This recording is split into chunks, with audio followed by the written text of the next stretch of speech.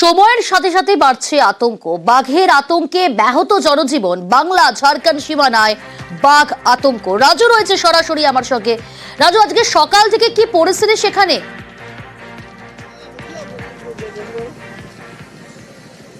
দেখো প্রিয়াঙ্কা, প্রথমত বলে রাখি, সকাল থেকেই যে ঝাড়খণ্ড এবং বাংলা যে সীমান্ত যে এলাকা রয়েছে সেই এলাকায় একটা আতঙ্কের পরিবেশ তৈরি হয়েছে এবং সেখানে যে বাজার, সেই বাজারে খদ্দের পাতি নেই এমনটাই জানাচ্ছে সেখানকার দোকানদাররা।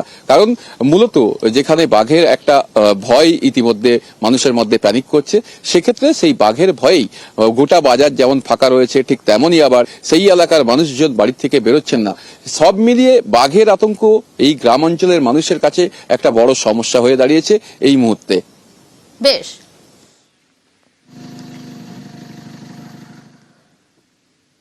এদিকে দক্ষিণ চব্বিশ পরগনায় ফের বাঘের আতঙ্ক। মইপিঠের পর এবার বাসন্তীতে বাঘের আতঙ্ক।